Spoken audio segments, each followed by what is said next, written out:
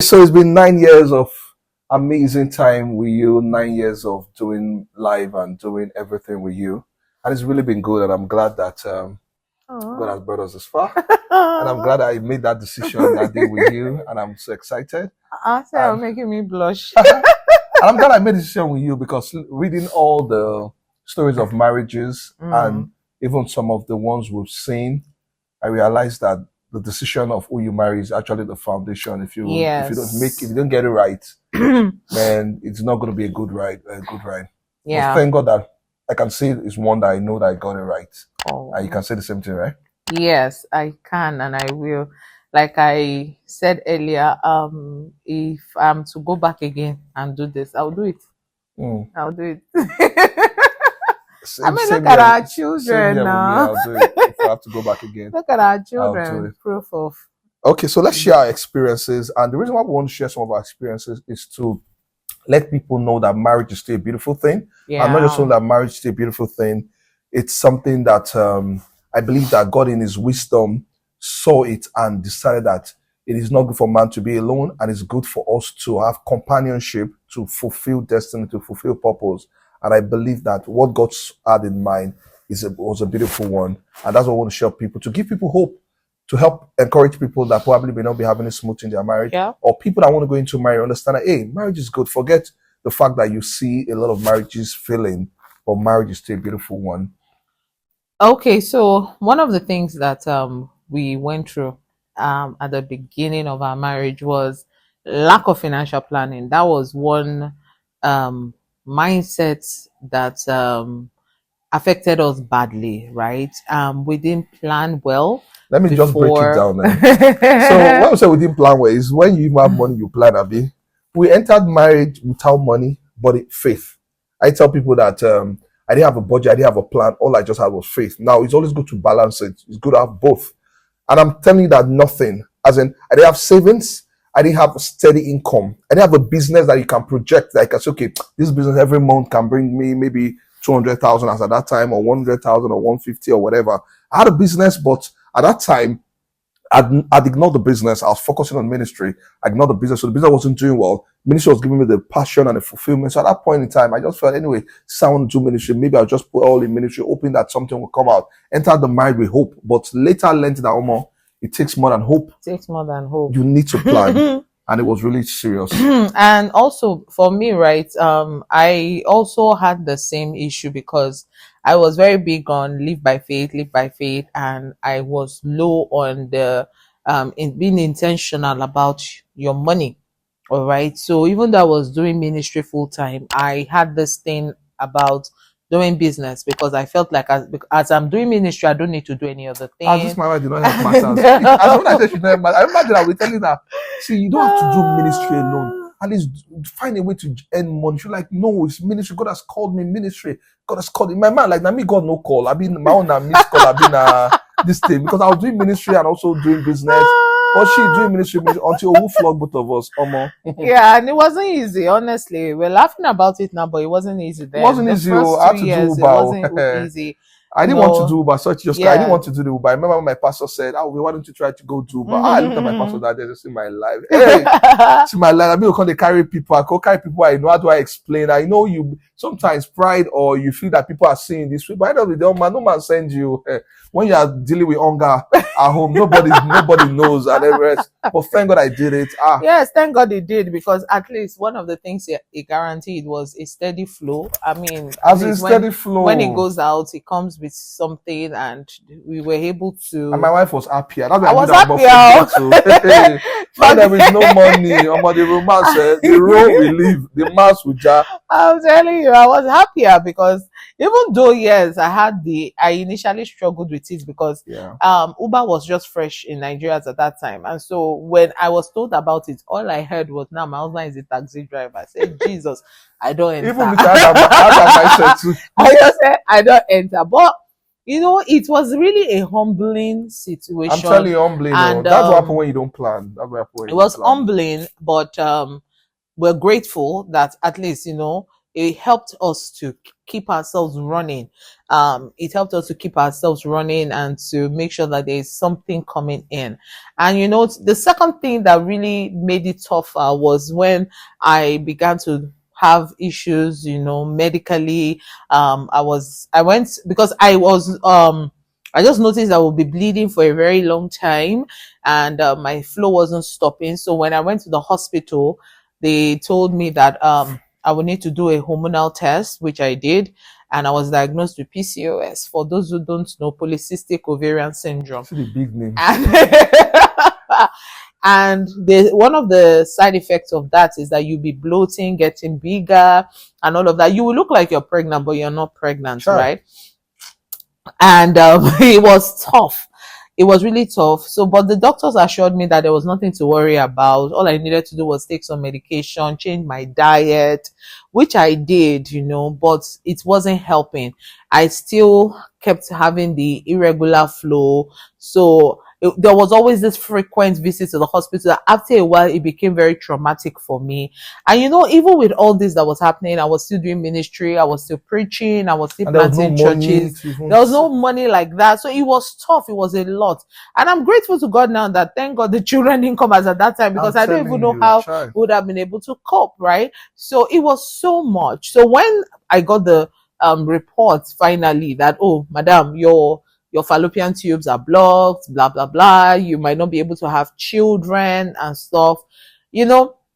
I've shared this testimony over and over, but let me be honest with you. One of the reasons why I had to stay with God is because there was even no money to do IVF. I'm telling you. There's no, at least even far. Even the test. To run some tests. There was some tests. 120K. There was some tests. God, you know what 120K is? 120K then was like, how much was our rent today? 330,000. So that was almost half. So now I use half. So when they wrote down all the tests, now this is not even treatment. When they wrote down all the tests, I did the math. I remember that day in the hospital, I did the math. I said, wait, I will spend up to this amount, almost 250K when we did the math. And that's just the test. Then they told me that once I start the treatment, I will begin to spend money regularly in hundreds of thousands. I said, for where? As I left the hospital, I had to see some things to make you hear God very well. I had to hear God when the Spirit said, not going to the hospital. So I had to stay with the word of God. It was really my driving force, right? To stay with the word of God, because all I saw, it was like God just showed me that all I saw was a frequent visit to the hospital and spending money we don't even have. So couple all of that with the finances, so it was tough. So let's talk about when the shift began. Okay, so I'm thinking also, before we talk about when the shift began, let's talk about mindsets that we had that made it tough for us. So that in case anybody's going to marriage, you would also watch out for this mindset. So for me, one of the mindset is everything will be better, everything will be well. Don't worry, after we'll go, things will be sorted out. Now, it's good as a believer to be hopeful. It's good as a believer to believe that all things would always work out for you. But see, that does not stop you from planning. So it's one mindset that really affected me. Now I'm looking back, like, how do you go into marriage without savings and without a steady inflow? How do you even do it? But I did it. I'm telling you, I did it. But looking back, is that what I want to encourage people to do? No, it made it tough. I remember the first few years, it was something. We're always living from miracle to miracle. As in miracle to miracle. Even to the barest minimum, we are believing for financial breakthrough. That's why I wanted to go to church. You are praying to go for transport.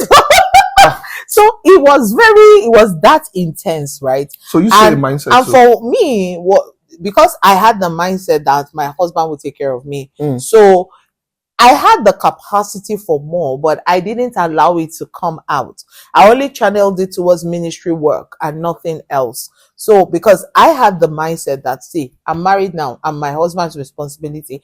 And what drove that mindset in was a statement a family member made to me as at that time. The family member said, now you are your husband's responsibility, and your husband is the one that is going to take care of you. So I got married with, okay, my husband will take care of me. I need to buy this, he will pay for it. I need to this, he'll pay for that. So I remember there was a time I wanted to change my wardrobe, right? And I needed money.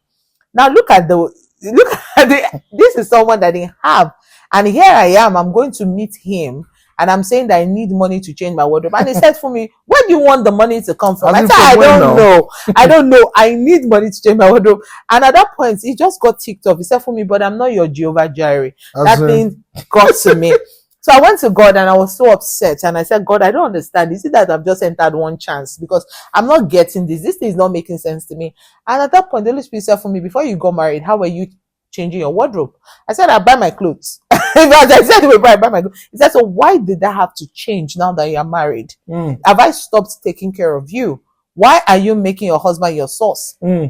Keep making me your source. Thank you. Keep making me your source. Is a channel, which means whatever you need will come to you. And guys, honestly, just like 2 or 3 weeks after, I got a shipload of clothes from a channel I never expected, right? So the point is, I began to retrain myself from my husband is my source to I have something on my inside that I can monetize, value I can add that will bring an inflow into my life. Yeah. So that's one mindset that she had, which is thinking that because you're married, your husband now is your Jehovah Jireh. I remember that day I said it. I just said out of frustration. I'm not your Jehovah Jireh, because even me myself, I still look onto Jehovah Jireh. Thank God she made that switch, and also that mindset she had that because she was into ministry, that ministry was just all she was built for. Because she finished from university. Are you looking at that thing? Is it recording? Okay. So she had that mindset, and because she finished from university and got into ministry immediately, and so she had not done business and not done anything. Yeah, she was working in church as a church staff and doing ministry, but now it was time for her to make a shift, but she wasn't willing to because she felt that was all she was destined to do. But thank God she made an adjustment. Today she's earning money, and sometimes when I see the money she's earning, I'm really amazed because it takes care of a lot of family things. Let me see which other mindset I will say again that looking back, like I wish I had the change in the mindset. Planning. You see, where you're going to the month, you're going to the year, there's no plan. You're just believing God. As in plan. Even when we had our first child, I remember that. So we had the mind that, or we had believed God, okay, our child will come out as true normal natural childbirth, right? And the hospital wanted to use, it was a general hospital, because our mother is a medical person that finished as head of nursing in Louth. So she told us, hey, go use the general hospital. I have influence there. You will get professional treatment, VIP treatment. And we went and registered for antenatal, and we actually got VIP treatment. But along the line, we began to realize, oh, this is not the place we really like to have our give birth. And we later changed to a beautiful hospital inside like a private hospital, excellent hospital. And when we got there, we loved it. This happened to be what we loved. But without realizing how more expenses was now different. Now, this time, when we got to the hospital, they told us, I think as at that time, maybe like 200,000 naira for normal childbirth. We didn't mind. Grace, go. Where is mom? Quickly find out why, then come back quickly. Because if they come here, they will enter the distance. Shall lock the door back. Yeah, come back. No matter. Let's just quickly run. So we got to the hospital. They told us 200,000 normal childbirth. Okay, no problem, and the rest. But as it happened, it was now CS, and the bill was about 400, almost 500,000 about there. And guess what? The child had been delivered. Thank God that, in fact, do you know the funny to them? We could have left the hospital maybe like 2 days after delivery, but they said, okay, they needed to put the child under observation because of jaundice and put her under that blue light equipment and the rest. But at that time, I was even happy that the child was in the blue light because there was not even money to balance to be discharged. So imagine being in hospital and they are asking you how far the balance, and I had balance of maybe 300 and something thousand. At that point, that's when I knew how to call God. I said, God, me and you. Because at that point, I couldn't start calling family members. Who would I call? I say, my wife don't give birth. I don't get money. As in, the responsibility to me, looking back, was just not it and the rest. But thank God, God showed up. Okay, so let me use the opportunity to appreciate people that have been there for us. Because looking at it, this 9 years wouldn't have been amazing, would have been good if people like our pastor wasn't there for us. Pastor Noel Manufo, want to say, or Apostle Noel Manufo, want to say thank you for being there for us. As in, is it the spiritual advice? Is it the fact that we had him to go to talk to? Let me also say this to couples that are already in marriage, or those that want to have people that you can go talk to. I remember Apostle Noel would tell us that let us choose people, and it gave us the option to choose people that we can go talk to, and we both must agree that, okay, If we have issues, maybe I'm talking to her, she doesn't want to listen, or she's talking to me, I don't want to listen. Either of us could go talk to that person without taking permission from each other to talk to that person. So Apostle Noel was one person that I could call anytime. She could call anytime and say, sir, my husband again, he would say, okay, come and tell me. And he would, and also it not up to us to the fact that she wouldn't like it for me to go and tell him. And I also wouldn't like it for me to, but we knew that if it had gotten to that point, we're free to. So that spiritual fatherhood, kindness was amazing. I remember we had issues with rent. Pastor Apostle Noel was there for us. Or is it the car that we got from him? Amazing. My younger sonata was a blessing. And those are just the ones that I'm just mentioning, but there are several other times that it was there for us. Or is it our parents, our father, our mother, my siblings, as in they were all there for us. As in if they were not there for us, it would have been something else. Thank God for the amazing community of family members we had with us. And let me also say this, that it's one of the things that make sure that as married couple, don't think that because we are now married, it is we versus the world. No. Yeah. Don't cut away from family members. There's been times that I've had issues with some of my siblings, and I will say, you know what, I'm not talking to this, but I'm not talking to this person. But after a while, when I come back, and I realize you were just not being wise. Yes. You're not just being wise. Yeah, and also this is for we women, right? Don't see your in-laws as your enemies. They are not.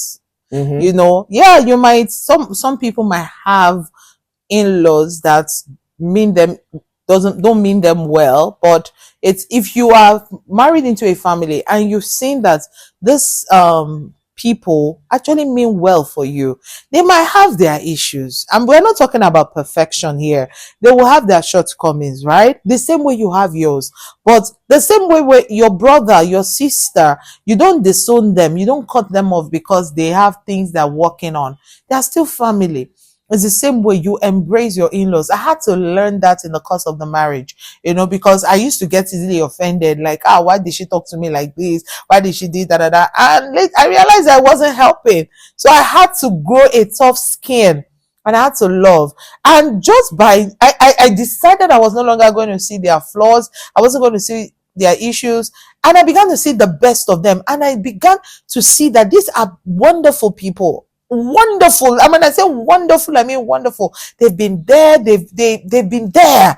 Do you understand? So I've learned to have that beautiful relationship with my in-laws, and it has profited us. We have a very good flow with my sister-in-laws. We have a very good flow. So don't be quick to demonize your in-laws because you've heard the narrative that in-laws are bad, in-laws are this. Yours could be different. Learn to see the good in your in-laws, and you will enjoy the beauty of what it means to have a united family in your in-laws. I can tell you that. What should just tell you, I just remember the fact that when we relocated from Lagos to Abuja, moved and everything, we had planned to just move into our own house, but plans changed. The house we wanted to get was taken, and the other ones that were available were not up to standard. So I had planned to stay with my sister in Abuja for just like a week, but we stayed more than that. But imagine if our relationship with her wasn't good. And by the way, before that time, my relationship with her wasn't good for a while. Both of us were not talking for a while. I just felt, I bet day your day, make a day my day. But later, I gave myself brain. Thank God I got help because God saw what's coming. I gave myself brain. I had to humble myself, even though I felt she was on and wrong and everything. But thank God that I had to do that. We became parties again. And when it was now time for us to stay at a place for a while, I'm talking about more than a month, more than 2 months, we able to say she made it very comfortable. Let me just say, Adrian, thank you so very much. Yeah. We really love you. She made it comfortable for the entire family. I'm talking all of us. We moved to Abuja, stay in our place. And it helped us to take our time to get the beautiful place we are staying. Because we would have stayed some other place in Abuja that looking back, we would have been regretting that why did we move there? So family members are key. Community, please understand that though you guys are married, you must have a good community around you. Friends, family members, church community. Make sure you have a pastor that you can always call. I know that a lot of pastors have messed people up. A lot of pastors have made it look like, but see, you cannot do without it. You know, so let's talk about other things. Yeah, and if we're going to wrap up, one of the things that I would just like to say is that no season lasts forever. Yeah. Yeah. You know, no season lasts forever. You will have the moments where you are abased, and you will have the moments when you are bound. We've experienced both, and I can boldly say that no season. Yeah. So what do? Be grateful to God for wherever season you are in.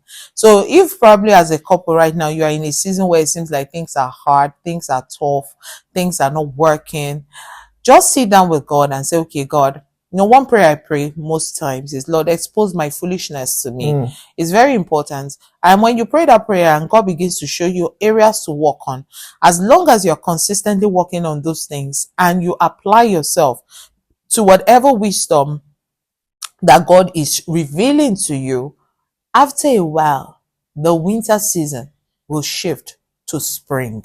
Your spring will come, that newness, that freshness. We've experienced it. We're still experiencing it. I mean, the way the season changed, it was like, and that's why we can laugh about where we are coming from. And it's one of the things that really makes us to help couples as family life practitioners. Like, we really want to help couples, because there are things that you will go through in your marriage that you will want to start thinking of divorce. You're like, oh, it's not working, blah, blah, blah. But all you need to do is just stay patient and consistent, and you will see the things that you desire come to pass after a while. Yeah, let me also say this. One mindset that also helped both of us is that before coming into marriage, we both had this mindset that, we stay here, we die here. There's no escape. To us part. As in, sometimes when I hear couples say things like, what can your husband do to you that you divorce him if he does that? Oh, there's not even what can he do, because neither of us were going anywhere. So what he did is he made us realize that. So sometimes we'll quarrel.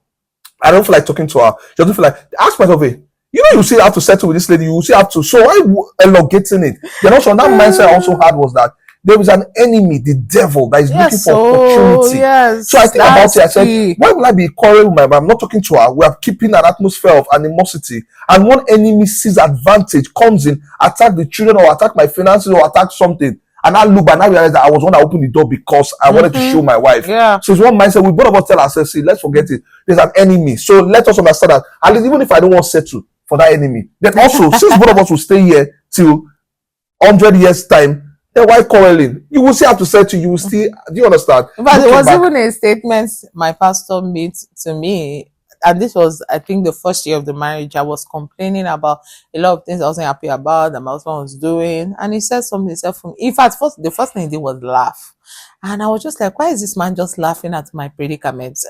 And he said, for me, these things you're complaining about will still be there 5 years from now. So the question is, are you going to endure your marriage from now, or are you going to enjoy it? So I had to make up my mind, because I wasn't ready to endure the marriage. I want to enjoy every bit of it. So that was also the wake-up call I needed as at that time. And some of the things that I was complaining about were still there. Really, some of it are still there now. But what's the difference? Tell me one. Yeah, whisper. Tell me. After 9 years, tell me now. Oh God, we'll talk after.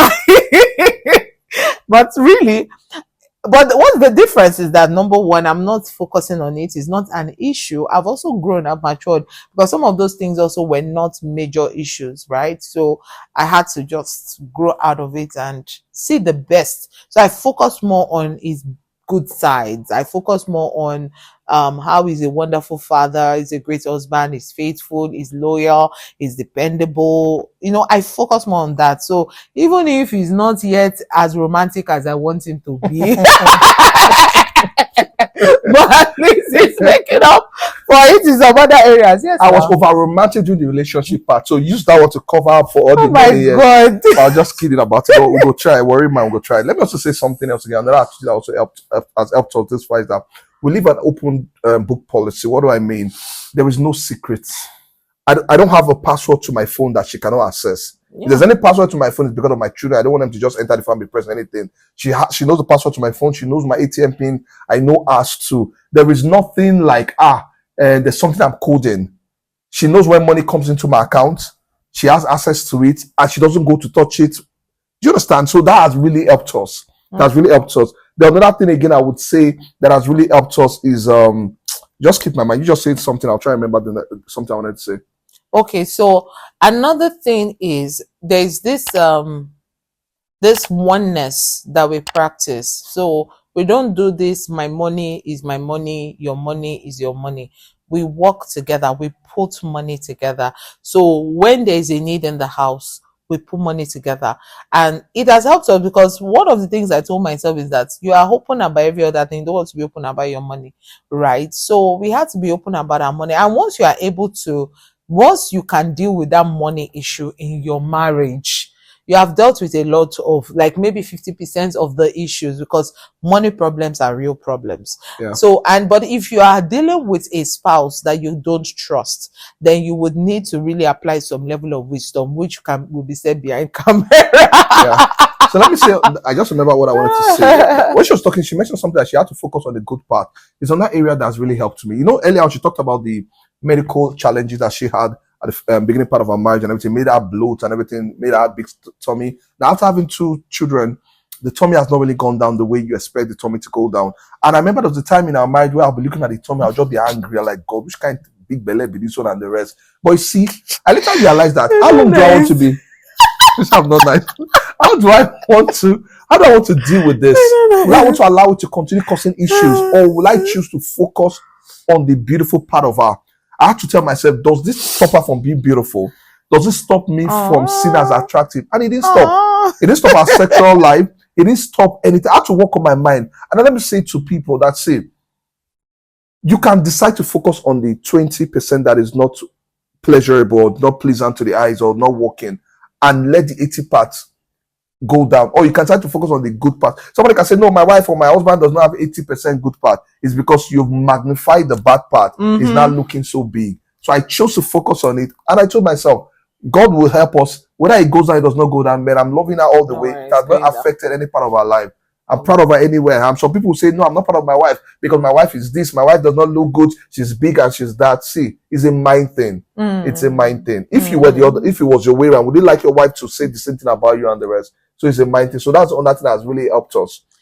Okay, so as we wrap up, I just want to say that doing life, ministry, we're really prepared for our marriage, and that is why we also are into this. So it's one of the reasons why I actually engage couples in premarital counseling, in couple therapy, in order to help them to see that, look, you can have a great marriage, you can actually have a fulfilled marriage, and it doesn't matter the season of life you are in your marriage can actually thrive.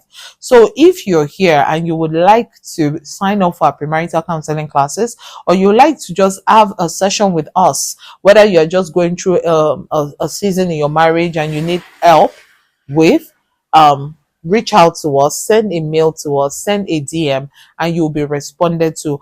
Or probably you want couple therapy, you and your spouse, you're finding it difficult to navigate in order to become better. You're going through some issues in your marriage and you're finding it difficult to navigate those issues. Send a message to us and you'll be given a discount. All right, you'll be given a discount, and I'm telling you, you will feel at home. And I know one thing for sure, your marriage will be better for it. Yeah. So what she said is the truth. I believe that those of you that are married, you know the implication of a good marriage. You see, when you are having any difficulty in your home, it affects every area of your life. It affects your mental health. It affects your finances. It affects your ability to even be a good father to your children. Your children will feel the hits. Your children will suffer because of the fact that the husband and the wife, you guys are not having it well. So there's a lot to it. So it's one area I tell people, while you are working on other aspects of your life, make sure that you are investing in your marriage.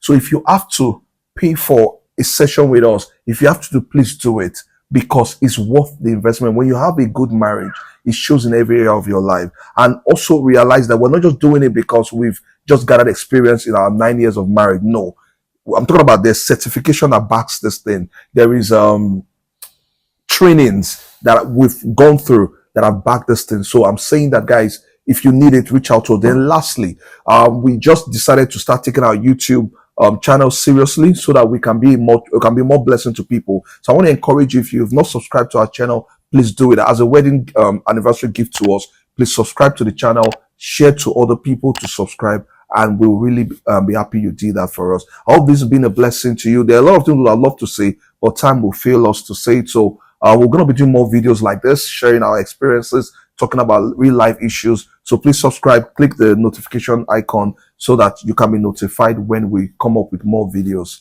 Thank you very much. All right, thank you. So this is to say happy anniversary. Yes, so happy anniversary. It's been 9 years, actually. Yeah. 9 years of beautiful experiences, 9 years of learning, 9 years of doing life with you. So okay.